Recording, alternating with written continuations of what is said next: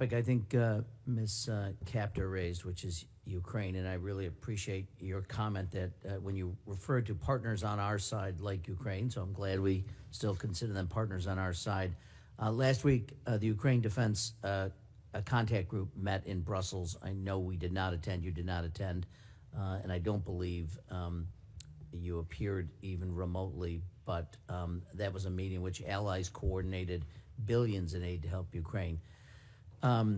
We're talking about funding right now without a budget, without a plan to sustain U.S. support in what I consider the most serious conflict in Europe. Yeah, if you talk to any one of those countries, they'll tell you that they're deeply concerned with the reduction of non-defense dollars, and it will, in fact, influence our presence and our contribution to your stated goal of peace and stability and I think they security respect in that the we're Indo-Pacific. reducing waste on programs that aren't actually affecting change on the ground.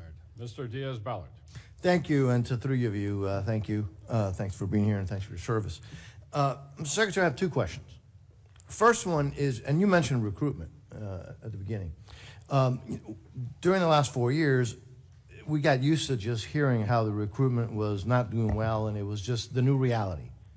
And then all of a sudden, that reality has changed. If you can comment on why that reality is, I think a lot of us know, but if you could talk to us a little bit about this new reality, which you don't hear much about in the press, about how that has changed dramatically. Question number one. Question number two is, a number of years ago, Southcom was moved from Panama to South Florida. There's a lot of reasons for that move. It was to get it because it was in close proximity with others like Giada South, Special Operations Command South and Homestead, Joint Task Force Guantanamo, the Joint Task Force Bravo in Honduras, the U.S. Coast Guard 7th District, which is the busiest district in the entire country, but also because in South Florida you have this multicultural, multilingual community, and as you know, Southcom deals with multiple countries, 40 different languages, and so it was not just a cost savings potentially, but it was also made a lot of sense. I believe that continues to be the case. Nothing has changed. If anything, what's changed is that the Western Hemisphere has gotten a lot more dangerous. And obviously we have Iranian influence, Russian influence, Chinese influence. I'm very grateful, Mr. Secretary, I don't know how much you had to do with that, of the President's change in attitude on no longer appeasing enemies of the United States in the Southern Hemisphere, whether it's Venezuela or Cuba. But again, there goes the importance of having Southcom where it is. And I just would like your thoughts, if you've had an opportunity to look at that, because it was moved from Panama. It just wasn't in South Florida for the heck of it. It was a decision made. It was the right decision. It's proven to be the right decision. So, two questions. If you can answer them, I'd love to hear it. Well, sir, thank you for the question about recruiting. What changed is a commander-in-chief that America's young people believe in. President Trump was elected in November, inaugurated in January, and at first I called it the Trump bump, but then it became clear that's not enough. This is a tsunami of support amongst young Americans who want to serve under a president who they know has their back, who will fund them properly, who will not use them unnecessarily, and will make sure they are part of deterrence for the country with a focus, first and foremost, on the homeland, then deterring strengths and making sure our allies step up and carry more of the burden. So you've got a historic surge in the Army, and Marine Corps, Navy, Air Force, you name it. Americans are responding because the president says a new spirit. And he's right, and you can feel it in the ranks. You go out to formations, you talk to men and women on the border, they believe in what they're doing in securing that southern border. You talk to them across the world, they're enthused about this new administration and its leadership. So it's President Trump, sir. And then as far as Southcom, it is President Trump's focus on our hemisphere has in many ways reinvigorated the mission of Southcom and the recognition of securing American interests, but also pushing back Chinese malign influence. Panama is a great example of that, but across Central and South America. So Southcom is right where it is. We're grateful for the great work that they do. I've had an opportunity to spend a lot of time with them and their commander, and we work by, with, and through a lot of allies. Mr. Secretary, I'm a little confused.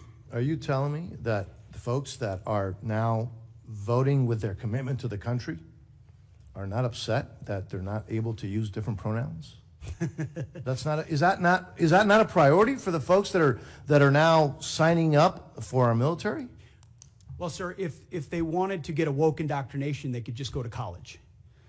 Instead, they're joining the military, where we're focused on the basics. We know men are men, women are women, standards will be high, and we're getting rid of the distractions, the ideologies, the politicization that was in our ranks, so that soldiers, men and women, can do their jobs on behalf of the nation.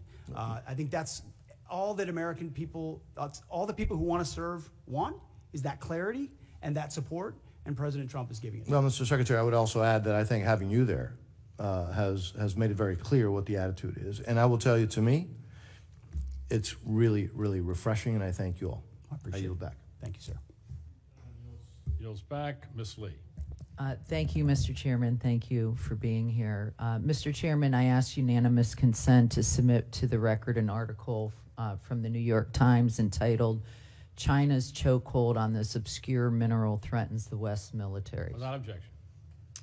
Mr. Secretary, this article that I just referenced outlines how the Department of Defense paid an Australian firm 10 times more than it paid MP Materials, an American firm, to ensure the full ecosystem of rare earth production. MP, the largest U.S. rare earth producer, has invested $1 billion of its own capital since 2020 and employs more than 800 Americans.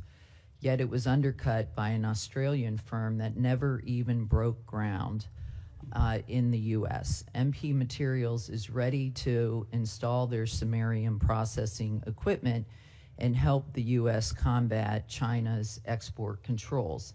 And I want to note that China produces the entire world's supply of this obscure rare earth metal that is used almost entirely in military applications because of its its use in heat resistance magnets. So my question is, in accordance with the administration's America First agenda, do you agree that subsidies should first support U.S. companies already investing, hiring, and paying taxes in the United States? And can I have your support in ensuring that the department critical mineral policies will align with this goal? Ma'am, it's an excellent question. It's something we have been very focused on. In fact, my deputy secretary, it is his number one, is ensuring that sourcing of critical minerals, whether they're heavy or light rare earths, are sourced reliably in America first, and if not, then amongst allies. I won't reveal or talk about more than that in a setting like this, because we have reserves and we have capabilities, but at the same time, we have to aggressively work. And MP Materials, Mountain Pass, is a great example of a place where we can partner with industry. But what does China do? You know this. China undercuts the market intentionally to try to corner the market, and we have to account for that in the things that we support. So the answer is yes, I can have your support. Thank you. I also want to turn now to the collaborative combat aircraft. I represent Las Vegas, Nevada, so we're very excited that the department will base the CCA unit at Creech Air Force Base, which is the center of excellence in uncrewed aircraft systems. And I want to make sure that the department has the resources they need to make this program a success. Last year, the Air Force had to shift $383 million to the CCA program, plussing it up by 60%. Can you assure me that your budget request will fully fund the CCA program this year? Ma'am, it does fully fund the CCA, and we believe in the collaborative combat aircraft, the loyal wingman concept, this idea that you project power more robustly through autonomous, semi-autonomous systems that that amplify our lethal effect. So yes. Thank you. Great. Can you give me an update on the first flight and the production decision for Increment 1, and are we on track for the flight? When will it be? And finally, when do you anticipate the production decision this fiscal year? What quantity of aircraft will we procure? How many vendors will you award? And what factors are you considering? Feel free to chime in. you're talking about the CCA still, Yes. correct? My understanding is later this year on the flight. know but a date? As far as I don't know the exact date, ma'am. But Bryn, you might know. Yes, ma'am. We can get back to you on the specific date. It should be this fiscal year. And for our budget request, it's $804 million for the collaborative combat aircraft. Great. Thank you. How much time do I have left? I'll just, also, can you then outline what is planned for increment 2? What type of capabilities can we expect and what timeline and critical milestones? We'll get back to you on that one, ma'am. Okay, thank you. With that, I yield. Thank you, gentlelady. And I'd just like to point out that Mountain Pass is in San Bernardino County, California. So one of the only critical mineral mines only left in the United States. Hopefully that'll change soon. Mr. Joyce. Nope. Mr. Elzey. Thank you, Mr. Chairman. Sergeant Major Troy Black, thank you for all your years of service. You've been serving this country since Ronald Reagan was president in 1988. You leave behind a distinguished career in uniform, wearing that uniform, service to your country. You have served as the senior enlisted advisor to the Commandant of the Marine Corps and now to the Chairman of the Joint Chiefs. And I think, but what will be most missed, if you didn't know this about him, in 2010, he received the Bronze Star with a Combat V for running across several hundred yards of mine-in-placed fields to pick up a fallen Marine. You're a Marine's Marine. You will be missed. You are the pride of Louisville, Kentucky. And I'd like to say, on behalf of this committee and our nation, we're grateful, and fair winds and following seas.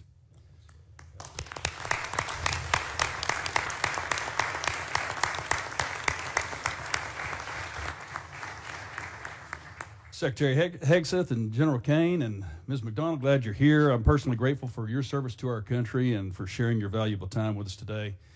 Raising you bring a non-traditional perspective to your tenure as chairman, having been a guardsman and an entrepreneur. Thank you for saying yes once again when called to serve, and also distinguished Flying Cross and 2 Bronze Stars. You didn't get that by sitting behind a desk. You were a fighter pilot's fighter pilot. You helped the plan to bring down Scuds in 2003. So thank you for your service. And Mr. Secretary, I want to salute you for your leadership and action-oriented approach at the Pentagon. You've created a sense of urgency that General Kane refers to in his testimony, and back to the issue of what we're not talking about today, and it's recruitment. Because in this family business, all volunteer force of ours, parents and their children who want to serve our country are now no longer afraid to sign up for fear of them being misused or not having their merit being rewarded appropriately. So thank you. You've also highlighted our service academies in that effort. Mr. Womack and I both serve on the boards of visitors at West Point and the Naval Academy, so thank you. I also appreciate your guidance on using commercial solutions in acquisition and on reducing the inflation that we have seen in the numbers of flag and general officers. And I think we can make the Pentagon a triangle pretty quick. There are more Navy admirals in the various systems commands than there are in the fleet. That's too many flags in D.C. and not enough at the waterfront or on the flight line. But speaking of acquisition, I want to turn to the plans of a 6th-generation fighter. General Kane, in his prepared statement, states that the F-47 will continue to ensure U.S. air dominance for decades. I'm a fervent supporter of not only F-47, but whatever the FAXX is going to turn out to be. And I want to make that clear to everyone listening. Our Navy, our Joint Force, and our future combatant commanders need the Navy's 6th-generation fighter, the FAXX. Relying only on the Air Force's 6th-generation fighter does not solve our air superiority challenge, because whether they're coming from Guam or Diego Garcia, the DIMPs are already set and the missiles are already guided. It's a non-moving target. An aircraft carrier moves its DIMP every 30 seconds. So we can't do either of those with only the Air Force's plan by. So we either want to win or we don't, and I know we want to win.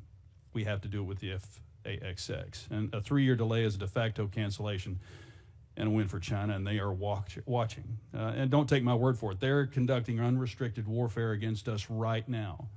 And if you read the 36 guidelines from the 6th century, and they talk about how do you defeat an enemy, or Sun Tzu, you defeat them at home with fentanyl, by taking out our military members before they can even join, 70,000 a year. They are being successful in how they're doing unrestricted warfare, and that's exactly what they're conducting. They're also showing us their 6th-generation aircraft right now, and there's at least 3 that we know they're working on. We can't give the field to them and say 5th generation is okay for the Navy, but it's not for the Air Force. We must have both. So several well-informed, well-respected leaders shared with us the importance of having both the Air Force and the Navy sixth-generation fighters, Admiral Paparo, General Alvin, and Admiral Kilby acting CNO. I'm not going to put you all on the spot, but I just want to make it clear. If you'd like to address it, you may. I'm just putting it that it's that important to me. So what troubles me about the Pentagon needing to be a triangle now is that one of my favorite movies is Office Space. Remember Milton? Milton down there with the swing line. We're not really sure what he did, but he sure made a lot of trouble for everybody. I think we have a lot of Miltons in the systems commands and down there in the Pentagon, maybe at Cape, who are telling you that we can't do something when we absolutely can. They need to go. So let's get rid of Milton. Let's invest in this generational investment. I'd like to thank Chairman Calvert, Chairman Calvert, for his investment in the FAXX and the bill, and present to this subcommittee later today. So thank y'all. Appreciate it. Okay, go Navy. Mr. Morelli, you're recognized. Thank you, General, Chairman. I'm grateful for your service and grateful, Mr. Chairman, for the hearing today. I don't want to pile on, Mr. Secretary, and I'm brand new to this subcommittee, but I will say that in the same way we wouldn't go into battle without knowing the number of troops, our weaponry, the number of armaments, equipment, supplies. It's really almost impossible for this committee to do its job without details from the President, from the Department on a budget request. So I wonder whether or not we could get a commitment from all of you to come back before the committee when the full, the President's budget request has been delivered, so you can answer questions in detail about it. Certainly, we'll make sure you get those details, Congressman. Well, getting the details is important, but also being able to answer questions about those details and what they mean, I think would be helpful. So obviously, this is the chairman's decision, but I would ask you to consider coming back before the committee when the President's budget request is submitted to us, so we could get your sense of the various items in it. I want to go back to a topic I think Ms. Captor raised, which is Ukraine, and I really appreciate your comment that when you referred to partners on our side like Ukraine, so I'm glad we still consider them partners on our side. Last week, the Ukraine Defense Contact Group met in Brussels. I know we did not attend, you did not attend, and I don't believe you appeared even remotely, but that was a meeting in which allies coordinated billions in aid to help Ukraine. We're talking about funding right now without a budget, without a plan to sustain U.S. support in what I consider the most serious conflict in Europe in a generation. So can you at least give us a sense, Mr. Secretary, of the presidential drawdown aid authorized through January 20th? Do you know how much has actually been delivered? Just the presidential authority that was given through January 20th when the new administration took over.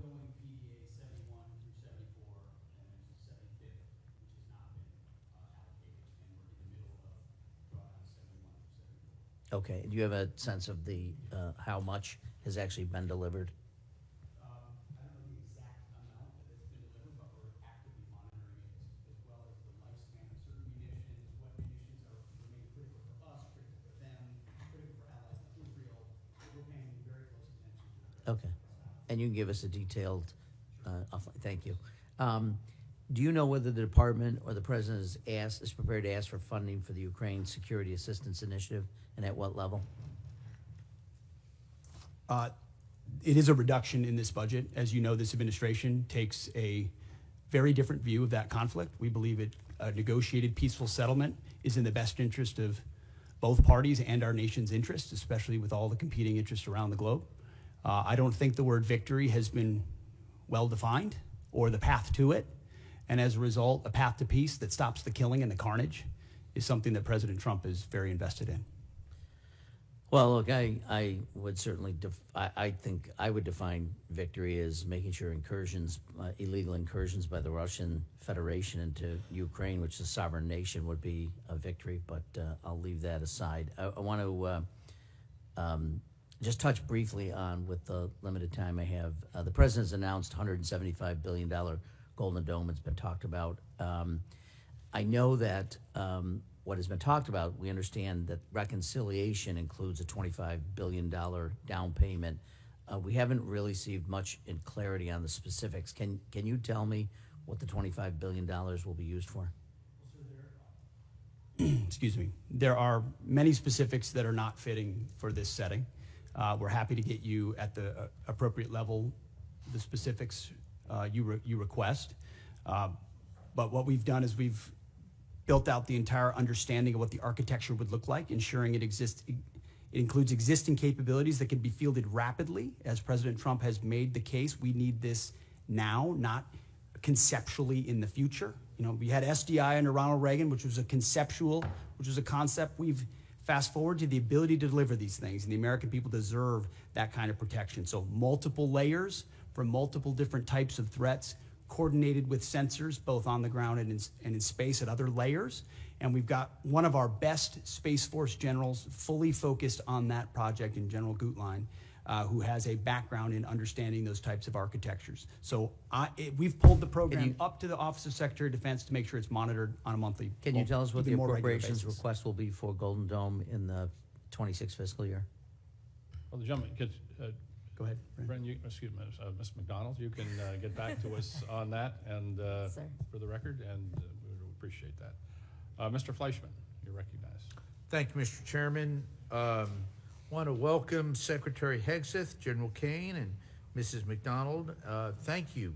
This has been an outstanding hearing. Let me just say this.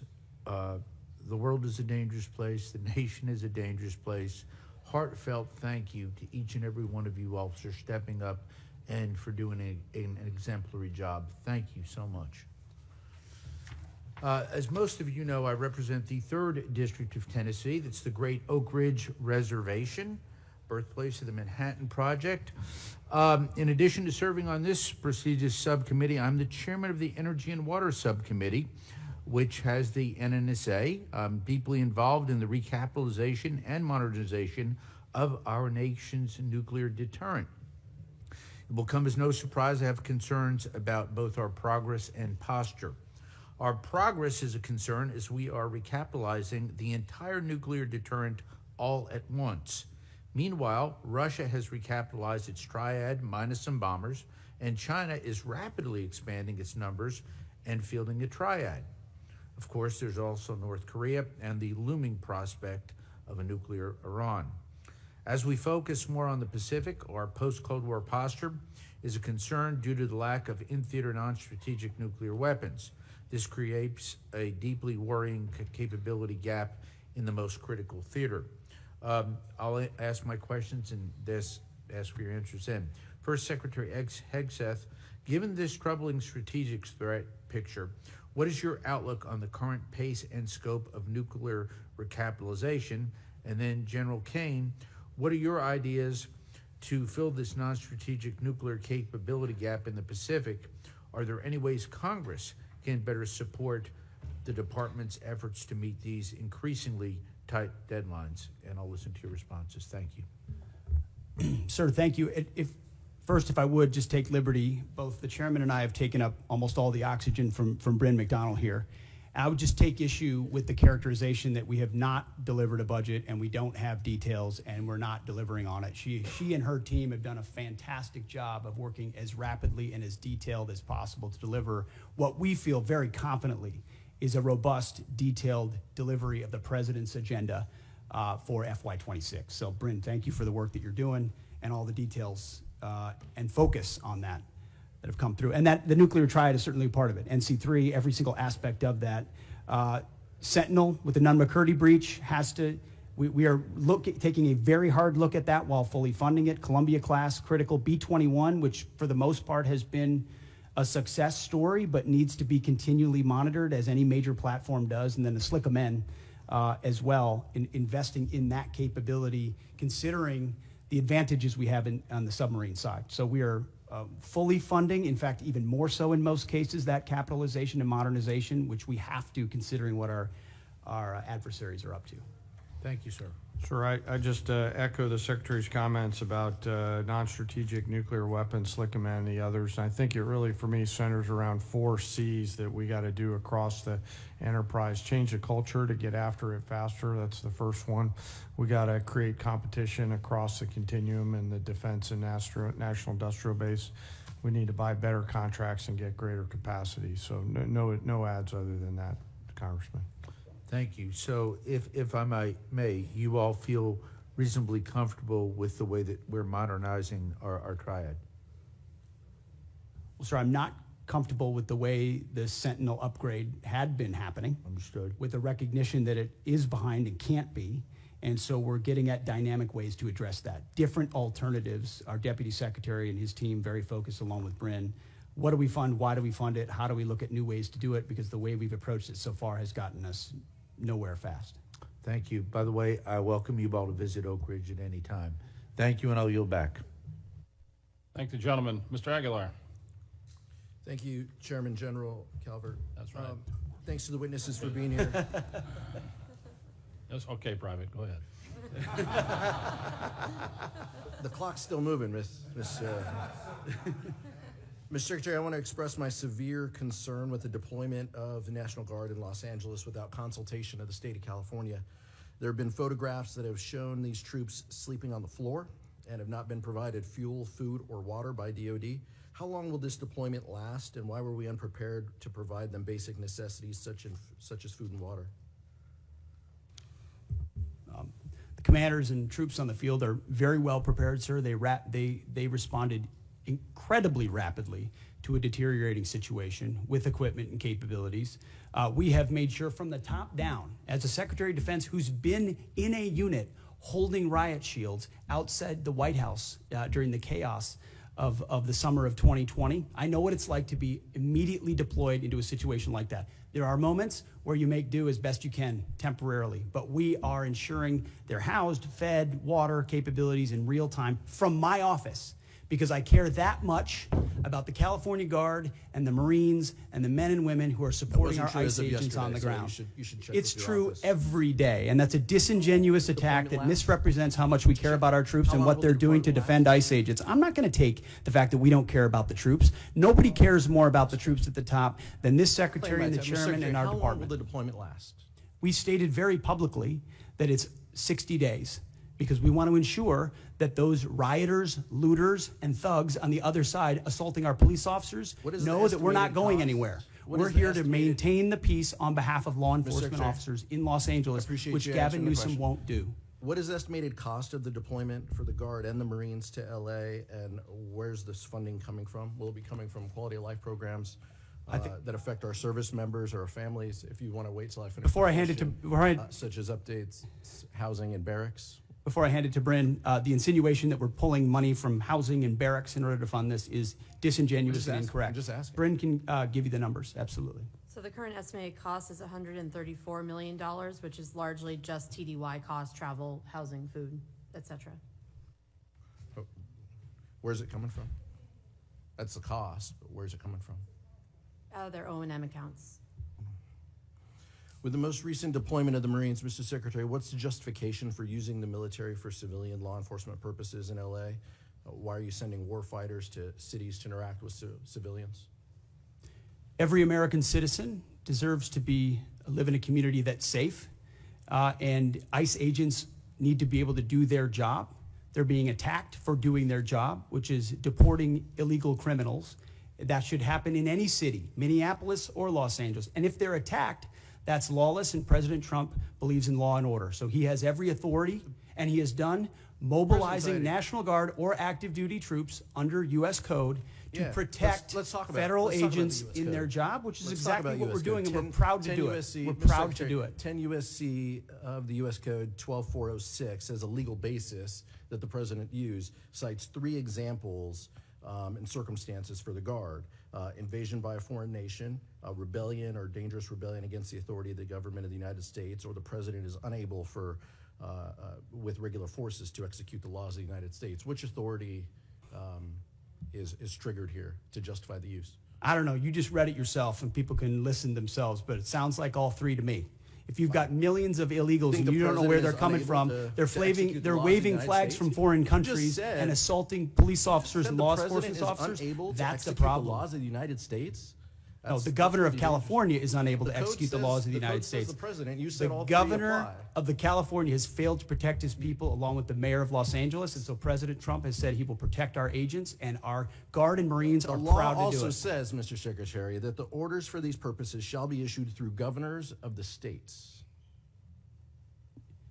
You and I both know that President Trump has all the authorities necessary, and thankfully he's willing to do it on behalf of the citizens of Los Angeles, on behalf of our ICE agents, and behalf of our country. We've also pulled $1 billion for the border as well. So this just goes into the same fund, 134. What did Congressman, you what's indicate, 134 million? I was asking Ms. McDonald. Okay. 134 million goes on top of the billion that's been pulled for the So border. the funding that was pulled for this year was largely in FSRM, and in this budget, we're actually looking to plus that funding back up to backfill that for our troops and for their families. Thank you, Mr. Chairman. Thank the gentleman. Mr. Valadeo. Thank you, Chairman. Thank you, Secretary. Thank you, General. Thank you, Ms. McDonald, for being here. I know a lot of things have been asked already, and since I'm the bottom of the totem pole on seniority here, all my questions get asked first, so I'll hit one that's a little closer to home for me. Secretary Hegseth, thank you for addressing the challenges military families have faced under the Global Households Good Contract. I've heard directly from my constituents about these issues, so I appreciate your I've heard directly from my constituents, so I appreciate your directive to review the contract and raise rates during peak PCS season. Can you commit to continuing to work with us to monitor the impact and make further improvements as needed? Sir, I appreciate the question. We heard as well the worsening PCS change of station process that military members are facing, that the new attempt to reform it had failed, and we got that word quickly. And when we did that, we didn't try to excuse it away or cover it up. We immediately confronted the process. We fired the person in charge, and we said, we're going to, in this peak season, plus up the amount we reimburse so that families are reimbursed properly. And we use both systems, the legacy system and the new system, to ensure their needs are actually met. At the end of that process, we will then do a thorough reform of how it actually happens. It hasn't worked for far too long. Everybody knows it. It's about time we take a look at the process. I mean, think about the things we can deliver in real time to people in far-flung places across the country and across the world. And you can't reliably move an E4 from California to New York and ensure that the goods get there within a week. That's a failure of the United States military, and we're going to fix it. I appreciate that.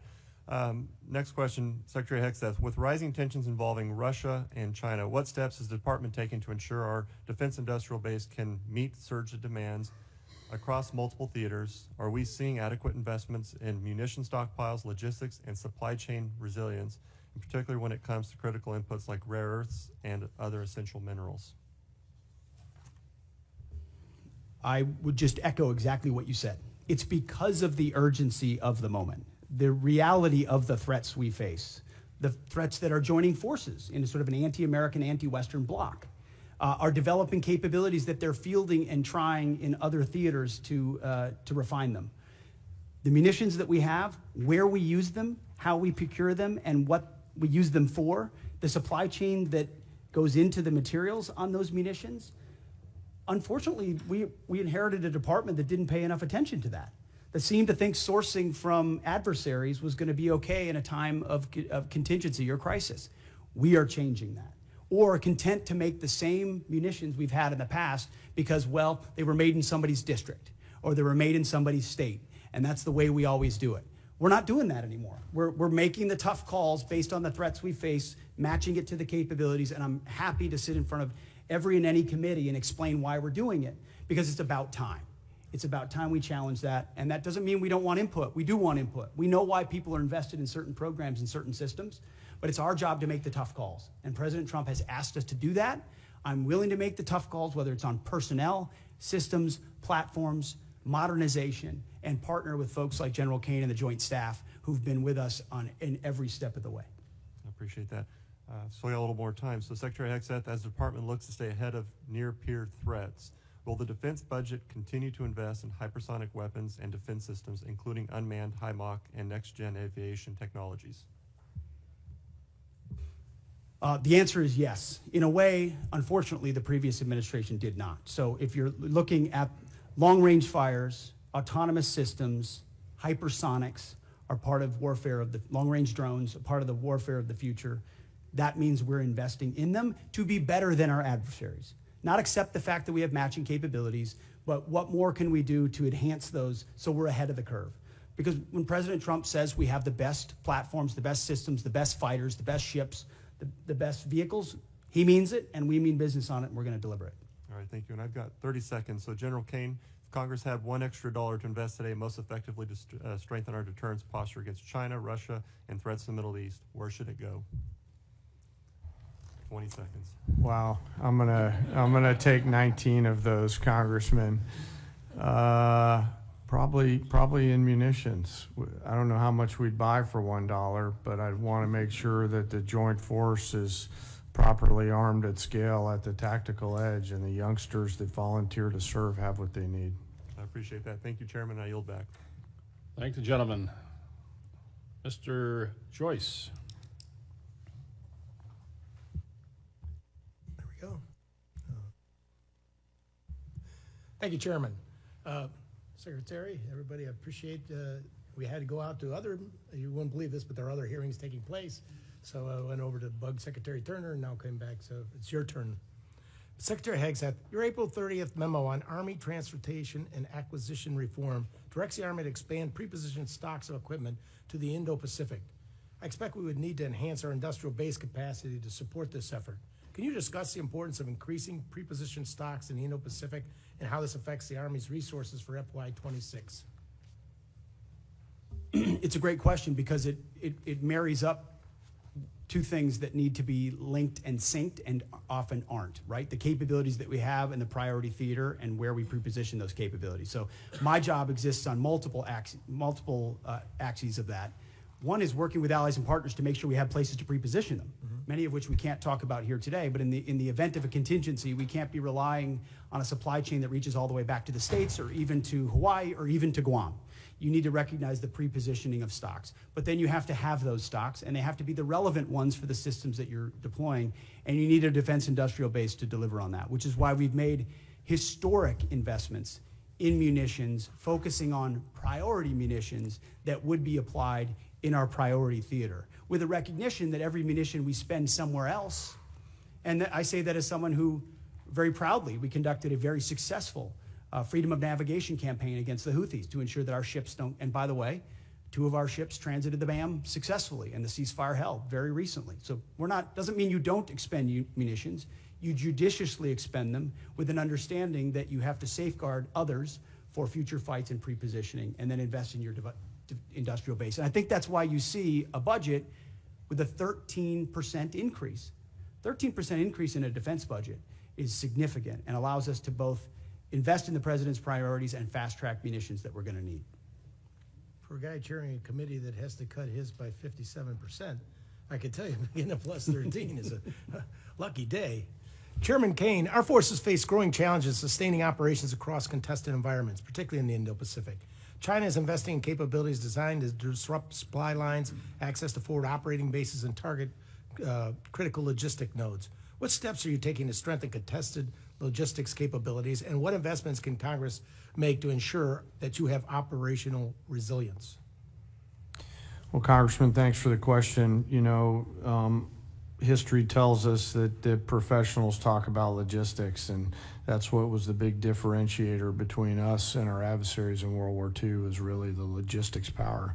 You know, our teammates within the Joint Force are looking carefully at this right now, and as we look at the adversaries' threat arrays that they have and our ability to defeat them and move the combat capacity that we need to through those difficult places is a key part of that.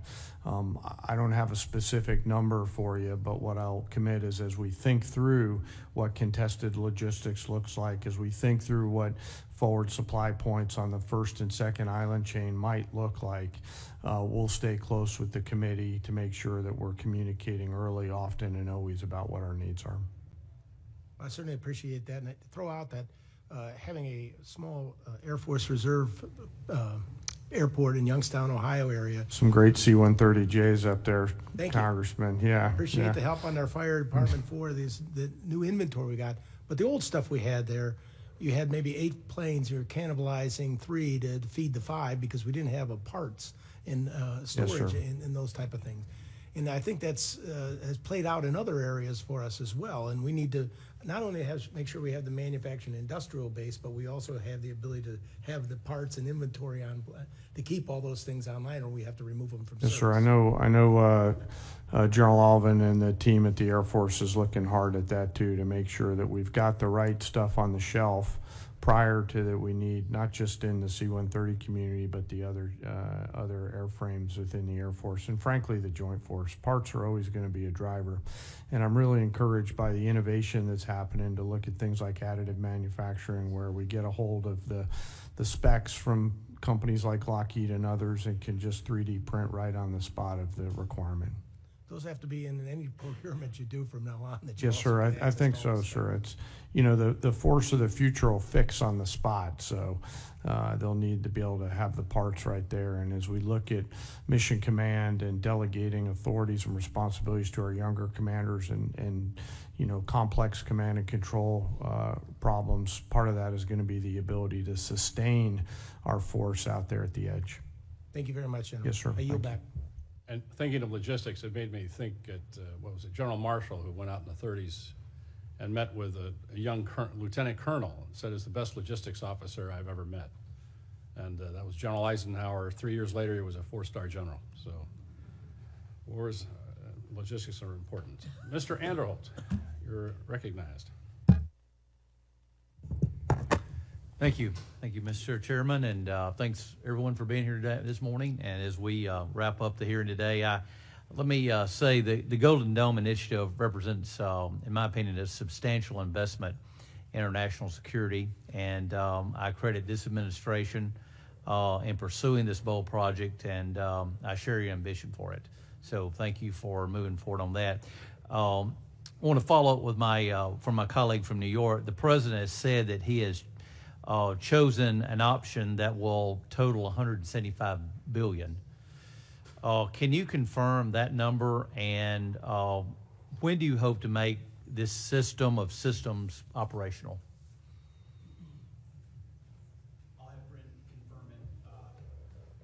I'll have Bryn confirm it, but our belief is that 175 is the totality, that this is the initial investment, but that a lot of the investment will eventually be in systems, some of which are already in production. We'll need to ramp up the production of them because the president has charged us with having this mission capable by the end of his term. So this is not something that's futuristic. This is not something that will happen in some distant future based on some technology we don't yet have or can't field. Our approach to Golden Dome will be making sure we can procure existing layers that can talk to each other with new layers on top, because this is a layered system, as was mentioned, to include drones as well in partnership with the services. So can you confirm that, Bryn? Yes, sir. Nothing to add. That's all accurate. And we're still planning towards what the final number is, but the $24.8 billion we're requesting this year is that down payment on the near-term capabilities that we're looking at as part of the architecture. Okay, thank you. Let me switch over, and I'd like to get your thoughts on the AUKUS partnership. Not merely as a cornerstone for our Indo-Pacific defense strategy, but also as an opportunity for our defense industrial base. And in fact, we've heard from a lot of Australian and UK businesses who are ready, willing, and able to move production to the U.S. given the new regulatory framework under Pillar 2. Britain and Australia set the standard for defense cooperation, bringing real capability and firepower to the fight. Can Can you preview how this administration intends to fund Pillar 2 efforts to develop and field joint capabilities between all three partners? It's a great question, sir. I've spent a great deal of time with both Minister of Defense Marles from Australia, as well as Secretary of Defense Healy from the UK, to really get our arms around what would be mutually beneficial in this trilateral arrangement. So there's the recognition with Australia in Pillar 1 that they're investing in our defense industrial base. We want to provide them capabilities. We want to make sure those capabilities are part of how they use them with submarines, but also how they integrate with us as allies. In Pillar 2, we don't want to rely just on the architecture of the previous administration. We're looking at sort of the opportunity for a signature program or programs we can work on together that benefit all three, that create processes or procurement opportunities of systems we need for future fights. And we've had, in fact, as recently as last week, I spoke with Secretary Healy about that, and we're looking for those 1 or 2 signature programs. We've got a menu of options. We're at the point where we'll get to right-sizing it and determining it. And you feel at this point that things are on track, and you're... That's what we're monitoring, especially in Pillar 1, sir, to make sure that expectations are properly set, so that we're not missing deadlines or expectations are shifted in the wrong direction. So we're having honest conversations with our allies, like we should, with a recognition that by investing in each other in that defense industrial base, we can have a multiplying effect. Thank you. I yield back. Thank you, gentlemen. Ms. McCollum, any closing statement? Yes, thank you, Mr. Chair. So to Mr. Aguilar's question, and Ms. McDonald, you were helping to fill in the blanks. The money's coming from FSRM, and that's about a 25% cut to that budget to fill on what's happening on the border and now what's happening in Los Angeles. If you could give us the details of what's not going to happen in that account because of that, that would be fabulous. We might want to look and see if we prioritize things in next year's budget to make sure that they're covered. Mr. Secretary, the top line on the budget before us is $830 billion. It is not $901 billion.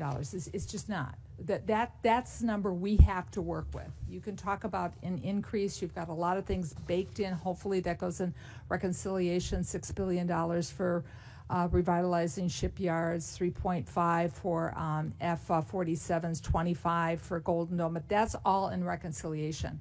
And we can't include that in any of our planning. And that's why we are so concerned about getting the money outbreaks in front of this committee. And I'll give you an example. The Navy, their J-books, where they break everything down, I know you're really familiar with them. We had 30 of them in front of us when we were getting ready to do our appropriation last time. We have 0 in front of us this time. So, Mr. Secretary, I know I believe, honestly believe you want to provide the information, but time is of the essence because this committee wants to do its best work together, both Democrats and Republicans, to make sure the women who serve in our armed forces have the equipment that they need to do the missions that they're assigned to and come home safely because we honor their service and their commitment. Get us the information. Thank you, Mr. Secretary.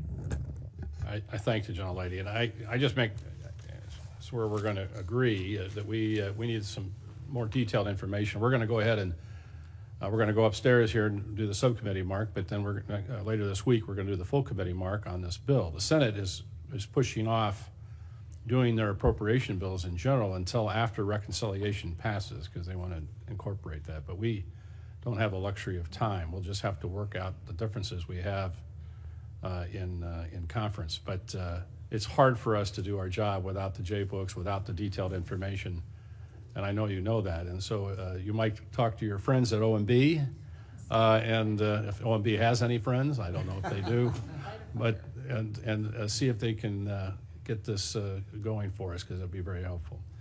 With that, Mr. Secretary, thank you. Chairman, thank you. And Ms. McDonald, thank you. We appreciate all of you being here today. We are adjourned.